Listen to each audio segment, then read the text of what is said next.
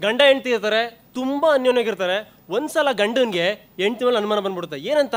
ಹೆಂಡತಿಗೆ ಸರಿಯಾಗಿ ಕಿವಿ ಕೇಳಿಸ್ತಿಲ್ಲ ಅಂತ. ಏನು ಮಾಡಬೇಕು ಅಂತ ಗೊತ್ತಾಗಲ್ಲ, ಏನು ಬಿಡಬೇಕು ಅಂತ ಗೊತ್ತಾಗಲ್ಲ, ತುಂಬ ಯೋಚನೆ ಮಾಡ್ತಿರ್ತಾನೆ. ಆ ಸಮಯದಲ್ಲಿ ಅವ್ನಿಗೆ ನೆನಪಾಗೋದೆ ಅವನ ಪ್ರೀತಿಯ ಸ್ನೇಹಿತ.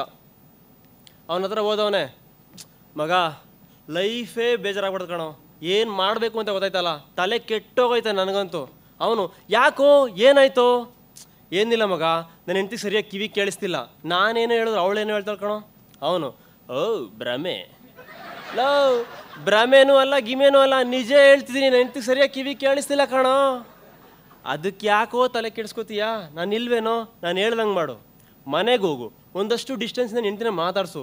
ಎಷ್ಟು ಡಿಸ್ಟೆನ್ಸಿಂದ ಹೆಂಡ್ತಿ ಕಿವಿ ಕೇಳಿಸೋದೋ ನನಗೆ ಬಂದೇಳು, ನನಗೆ ಗೊತ್ತಿರೋ ಡಾಕ್ಟ್ರ್ ಇದ್ದಾರೆ, ಕರ್ಕೊಂಡೋಗಿ ರೆಡಿ ಮಾಡ್ಸೋಣ ಅಂತಂತಾನೆ. ಇವನು ಖುಷಿಯಾಗಿ ಥ್ಯಾಂಕ್ ಯು ಸೋ ಮಚ್ ಮಗ, ಲವ್ ಯು ಸೋ ಮಚ್ ಅಂದ್ಬಿಟ್ಟು ಮನೆಗೆ ಹೋಗ್ತಾನೆ ಖುಷಿಯಾಗಿ. ಹೋದವನೇ ಹೆಂಡ್ತಿನ ನೋಡ್ತಾನೆ, ಹೆಂಡ್ತಿ ಅಡುಗೆ ಮಾಡ್ತಿರ್ತಾಳೆ. ಒಂದು 10 ಮೀಟರ್ ಡಿಸ್ಟೆನ್ಸ್ ಕರಿತಾನೆ, ಲೇ ಹೆಂಡ್ತಿ ಏನೇ ಮಾಡ್ತಿದ್ಯಾ?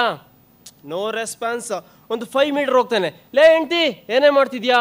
No response. ಕಿವಿ ಹತ್ರ ಹೋಗ್ಬಿಟ್ಟು ಜೋರಾಗಿ ಹೇಳ್ತಾನೆ, ಲೇ ಹೆಂಡ್ತಿ ಏನೇ ಮಾಡ್ತಿದ್ಯಾ ಅಂತ.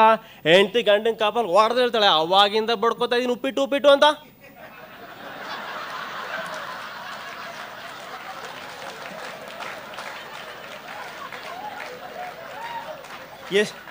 ಎಷ್ಟೋ ಜನಕ್ಕೆ ಅರ್ಥ ಆಯ್ತು, ನಗ್ತಿದ್ದಾರೆ. ಇನ್ನೆಷ್ಟೋ ಜನ ಏನೇ ಹೇಳ್ತಿದ್ಯಾ? ನಿಮಗೂ ಅರ್ಥ ಆಗುತ್ತೆ. ಆ್ಯಕ್ಚುಲಿ ಅವನಿಗೆ ಸರಿಯಾಗಿ ಕಿವಿ ಕೇಳಿಸ್ತಿರಲ್ಲ. ಈ ಒಂದು ನಿಜವಾದ ಸಂಗತಿ ಅವನ ಪ್ರೀತಿಯ ಸ್ನೇಹಿತಂಗೆ ಗೊತ್ತಿರುತ್ತೆ.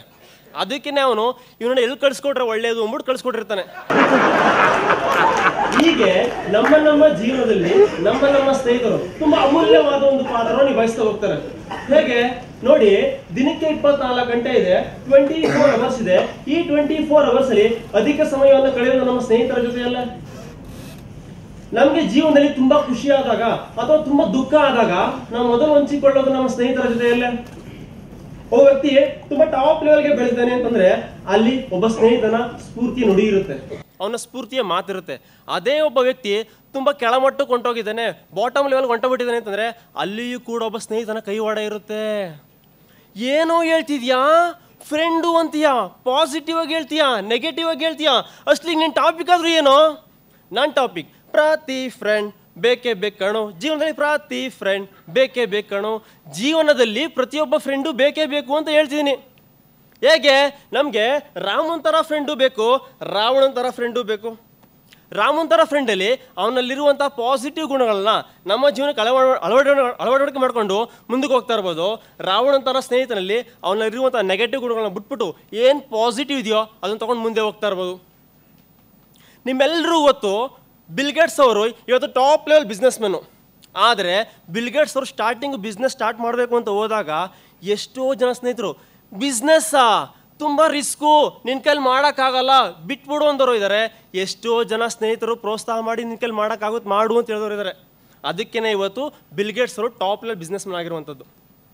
ಸಚಿನ್ ತೆಂಡೂಲ್ಕರ್ ನಮ್ಮೆಲ್ಲರೂ ಗೊತ್ತು, ಅವ್ರನ್ನ ನಾವು ಕ್ರಿಕೆಟ್ ದೇವರು, ಕ್ರಿಕೆಟ್ ದಂತಕಥೆ ಅಂತ ಕರಿತೀವಿ. ಸಚಿನ್ ತೆಂಡೂಲ್ಕರ್ ಅವರು ಸ್ಟಾರ್ಟಿಂಗ್ ಕ್ರಿಕೆಟ್ ಆಡೋಕೆ ಹೋದಾಗ ಎಷ್ಟೋ ಜನ ಸ್ನೇಹಿತರು, ನೀನು ಕ್ರಿಕೆಟ್ ಆಡ್ತೀಯಾ, ಬ್ಯಾಟ್ ಅಷ್ಟು ಉದ್ದ ಇಲ್ಲ, ನೀನೇನೋ ಕ್ರಿಕೆಟ್ ಆಡ್ತೀಯ ಅಂತವರು ಇದ್ದಾರೆ. ಎಷ್ಟೋ ಜನ ಸ್ನೇಹಿತರು ಪ್ರೋತ್ಸಾಹ ಮಾಡಿ ನೀನು ಆಡು ಮಗ ಬೆಳೀತಿ ಅಂದವರು ಇದ್ದಾರೆ. ಅದಕ್ಕೇ ಇವತ್ತು ಸಚಿನ್ ತೆಂಡೂಲ್ಕರ್ ಅವರು ಕ್ರಿಕೆಟ್ ದೇವರಾಗಿರುವಂಥದ್ದು. ನನ್ನ ಗುರುಗಳಾದ ಬಾಲಕೃಷ್ಣನ್ ವೀರ್ ಅವರು ಇವತ್ತು ಇಂಟರ್ನ್ಯಾಷನಲ್ ಟ್ರೈನರ್. ಅವರು ಸ್ಟಾರ್ಟಿಂಗಲ್ಲಿ ನಾನು ಟ್ರೈನಿಂಗ್ ಫೀಲ್ಡ್ ಹೋಗ್ತೀನಿ, ಎಲ್ರಿಗೂ ಟ್ರೈನಿಂಗ್ ಕೊಡ್ತೀನಿ, ಲೀಡರ್ಸ್ ಅಕಾಡೆಮಿ ಸಂಸ್ಥೆ ಸ್ಟಾರ್ಟ್ ಮಾಡ್ತೀನಿ ಅಂತ ಹೋದಾಗ ಎಷ್ಟೋ ಜನ ಸ್ನೇಹಿತರು, ಟ್ರೈನಿಂಗಾ ಅದು ಕನ್ನಡದಲ್ಲಿ, ಹೊರಗಡೆ ತುಂಬ ಜನ ಕೊಡ್ತಾರೆ, ಆಗದೇ ಇರೋ ಕೆಲಸ ಬಿಟ್ಬಿಡು ಅಂದವರು ಇದ್ದಾರೆ. ಎಷ್ಟೋ ಜನ ಸ್ನೇಹಿತರು ಪ್ರೋತ್ಸಾಹ ಮಾಡಿದವರು ಅಂತಿದ್ದಾರೆ. ಅದಕ್ಕೇ ಇವತ್ತು ನನ್ನ ಗುರುಗಳು ಇಂಟರ್ನ್ಯಾಷನಲ್ ಟ್ರೈನರ್, ಜೊತೆಗೆ ಲೀಡರ್ಸ್ ಅಕಾಡೆಮಿ ಟಾಪ್ ಲೆವೆಲ್ ಇದೆ. ಎಷ್ಟೋ ಸಾವಿರಾರು ಜನ ಲೀಡರ್ಸ್ ವರ್ಕ್ಶಾಪ್ ಅಟೆಂಡ್ ಮಾಡಿ ಅವರ ಬಾಳಲ್ಲಿ ಬೆಳಕಾಗ್ತಿದೆ. ಅದರಲ್ಲಿ ನಾನು ಒಬ್ಬ ಕೂಡ.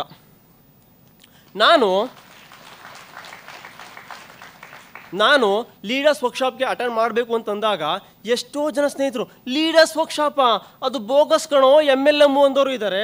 ಎಷ್ಟೋ ಜನ ಸ್ನೇಹಿತರು ಪ್ರೋತ್ಸಾಹ ಮಾಡಿ, ಹೋಗು ಮಗ, ಜೀವನಾಭಿವೃದ್ಧಿ ಕೌಶಲ್ಯ ಕೊಡ್ತಾರಲ್ಲಿ, ಒಳ್ಳೇದಾಗುತ್ತೆ, ಹೋಗು ಜೀವನದಲ್ಲಿ ಬೆಳಿ ಎಂದವರು ಇದ್ದಾರೆ.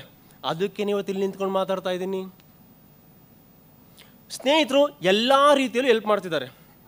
ಇಬ್ಬರು ಕ್ಲೋಸ್ ಫ್ರೆಂಡ್ಸ್ ಇರ್ತಾರೆ, ಯಾವಾಗಲೂ ಜೊತೆಲೇ ಇರ್ತಾರೆ. ಅದರಲ್ಲಿ ಒಬ್ಬನಿಗೆ ಫಿಸಿಕಲಿ ಹ್ಯಾಂಡಿಕ್ಯಾಪ್, ಕಾಲಿರಲ್ಲ, ಇನ್ನೊಬ್ಬ ಫಿಸಿಕಲಿ ಫಿಟ್ನೆಸ್ ಸೂಪರ್ ಆಗಿರ್ತಾನೆ. ಫಿಸಿಕಲಿ ಫಿಟ್ನೆಸ್ ಇರುವಂಥವನು ಕಾರ್ ಡ್ರೈವ್ ಮಾಡ್ಕೊಂಡು ಹೋಗ್ತಿರ್ಬೇಕಾದ್ರೆ ಒಂದ್ಸಲ ಆಕ್ಸಿಡೆಂಟ್ ಆಗಿ ಅವನ 2 ಕಣ್ಣುಗಳನ್ನು ಕೂಡ ಕಳ್ಕೊತಾನೆ.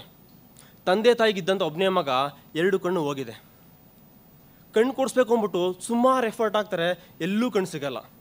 ಆಗೊಬ್ಬರು ಬರ್ತಾರೆ, ನಾನೇ ಕಣ್ಣನ್ನು ಕೊಡ್ತೀನಿ ಅಂದ್ಬಿಟ್ಟು ಕಣ್ಣನ್ನು ಕೂಡ ಕೊಡ್ತಾರೆ. ಆಪ್ರೇಷನ್ ಆಗುತ್ತೆ, ಅವ್ರಿಗೆ 2 ಕಣ್ಣು ಕೂಡ ಮರಿಕಳಿಸುತ್ತೆ. ಖುಷಿಯಾಗಿ ಅವ್ರ ಅಪ್ಪ ಅಮ್ಮನ ಮಾಡಿ ಖುಷಿ ಪಡ್ತಾ ಇರ್ತಾರೆ. ಆ ಸಮಯಕ್ಕೆ ನೆನಪಾಗೋದೆ ಅವರ ಪ್ರೀತಿಯ ಸ್ನೇಹಿತ. ಅವ್ರ ಮನೆಗೆ ಓಡೋಡಿ ಬರ್ತಾರೆ. ಓಡೋಡಿ ಬಂದರೆ ಅವ್ರ ಮನೆ ಮುಂದೆ ಅವ್ರ ಅಮ್ಮ ಇರ್ತಾರೆ. ಅಮ್ಮ ಎಲ್ಲಿ ಅವನು? ರೂಮಲ್ಲಿದ್ದಾನೆ ನೋಡಪ್ಪ. ಸೊ ರೂಮ್ ಹತ್ರ ಹೋಗ್ತಾನೆ. ಅವನು ಆ ಕಡೆ ತಿರುಗಿಕೊಂಡಿರ್ತಾನೆ, ಕರೀತಾನೆ, ತಿರ್ಗಲ್ಲ. ಹತ್ರ ಹೋಗಿ ಅವನ ಭುಜನ ಟರ್ನ್ ಮಾಡ್ತಾನೆ. ಅವನನ್ನು ನೋಡಿ ಅವನು ಕುಸ್ತು ಬಿದ್ದೋಗ್ತಾನೆ. ಬಿಕಾಸ್ ಅವನ 2 ಕಣ್ಣಲ್ಲೂ ಕೂಡ ಬ್ಯಾಂಡೇಜ್ ಆಗಿರ್ತಾರೆ. ಅವನು ಯಾಕೋ ಏನಾಯ್ತೋ? ಹಿಂದೆನೇ ಅವ್ರ ಅಮ್ಮ ಇರ್ತಾರೆ. ಅವ್ರು ಹೇಳ್ತಾರೆ, ಏನಿಲ್ಲಪ್ಪ, ಇವಾಗ ಏನು 2 ಕಣ್ಣು ಕಾಣಿಸ್ತಿದೆಯೋ ಅದು ಬೇರೆ ಯಾರ್ದು ಅಲ್ಲ, ನಿನ್ನ ಪ್ರೀತಿಯ ಸ್ನೇಹಿತಂದು ಅಂತ. That is friendship, true friendship. ಅದಕ್ಕೆ ಹೇಳುವಂಥದ್ದು ಪ್ರತಿಯೊಬ್ಬ ಫ್ರೆಂಡು ಬೇಕೇ ಬೇಕು ಅಂತ. ಗೋಲಿ ಆಡುವಾಗ ಜೊತೆಗಿದ್ದವರು, ಗೋಡೆ ಹಾರುವಾಗ ಕೈ ಹಿಡಿದವರು, ಪರೀಕ್ಷೆಯಲ್ಲಿ ಉತ್ತರ ತೋರಿಸಿದವರು, ಬಂಕ್ ಮಾಡುವ ಖುಷಿ ಹೇಳಿಕೊಟ್ಟವರು, ಅವಳೇ ನಿನ್ನ ಡವ್ ಮಗ ಎಂದು ಮರ ಹತ್ತಿಸಿದವರು, ಡವ್ ಕೈ ಕೊಟ್ಟಾಗ ಕಣ್ಣೀರು ಒರೆಸಿದವರು, ನೋವಿನ ಮೂಲಕ ಬದುಕಿನ ಪಾಠ ಹೇಳಿಕೊಟ್ಟವರು, ನಿನ್ನಿಂದ ಏನೂ ಸಾಧಿಸಲಾಗದು ಎಂದು ನಿಂದಿಸಿದವರು, ನಿನ್ನಲ್ಲೂ ಶಕ್ತಿ ಇದೆ ಎಂದು ಆತ್ಮವಿಶ್ವಾಸ ತುಂಬಿದವರು, ನನ್ನ ಜೀವನದ ಪ್ರತಿ ಹೆಜ್ಜೆಯನ್ನು ಕಂಡು ಖುಷಿ ಪಡುವವರು, ನನ್ನ ಹೆಸರು ನೆನೆದು ಅವನೊಬ್ಬನಿದ್ದ ನನ್ನ ಸ್ನೇಹಿತ ಎಂದು ಬೀಗುವವರು, ಅವರು ಇವರು ಆತ್ಮೀಯರು, ಪ್ರೀತಿ ಪಾತ್ರರು, ಎಲ್ಲರೂ ನನ್ನವರು, ಅವರೇ ನನ್ನ ಪ್ರೀತಿಯ ಸ್ನೇಹಿತರು ಸ್ನೇಹಿತರು ಸ್ನೇಹಿತರು. ಎಲ್ಲ ನನ್ನ ಪ್ರೀತಿಯ ಸ್ನೇಹಿತರಿಗೂ ಅಂತರಾಳದಿಂದ ಧನ್ಯವಾದಗಳು.